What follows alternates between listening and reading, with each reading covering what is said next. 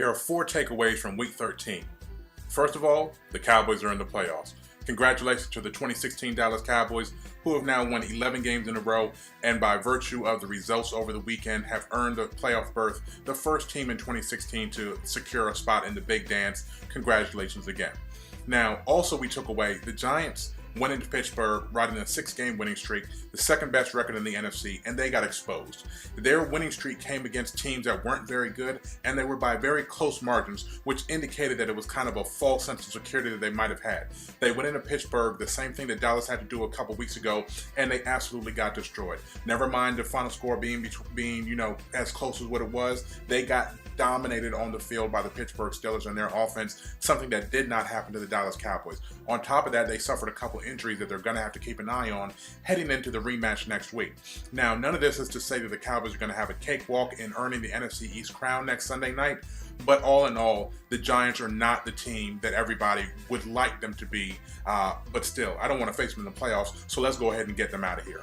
Now, also yesterday, we had the takeaway, Tampa Bay Buccaneers, they are for real. They won their 4th game in a row. Before they went on their winning streak, they went into Oakland and went into overtime. They lost that game, but it still showed what they were worth. Then they defeated Kansas City. Kansas City is 9-3. Then they defeated Seattle. Seattle is 8-3-1. This team is a legitimate threat, and it's no question why they deserve to be flexed into this Sunday night matchup in 2 weeks with the Dallas Cowboys. They are a worthy adversary, and it's not a team that is going to be very easy to take care of. Now, also what happened, the Detroit Lions won their 4th consecutive game. I don't give the Detroit Lions as much credit as I do Tampa Bay for the simple reason that they don't have any run game, and a lot of people look to it as a credit that they've trailed in every game so far this season in the 4th quarter, and were able to pull out 7 of those being a victory. Yesterday was the first time that they had a victory when they weren't trailing in the 4th quarter. For me, that's not the sign of a good team. A good team would be able to hold leads in the 4th quarter, enter the 4th quarter with a lead, and salt it away.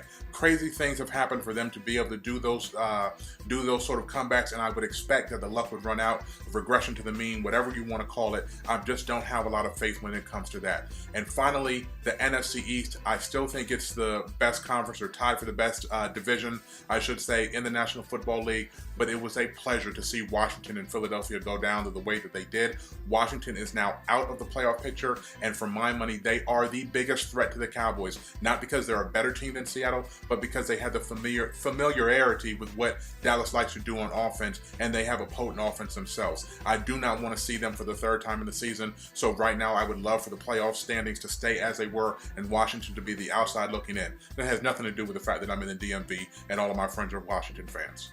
Okay, it has a little bit to do with that. That's it for your Morning Minute. This is your Week 14 takeaways. I'm KD Drummond. Salute.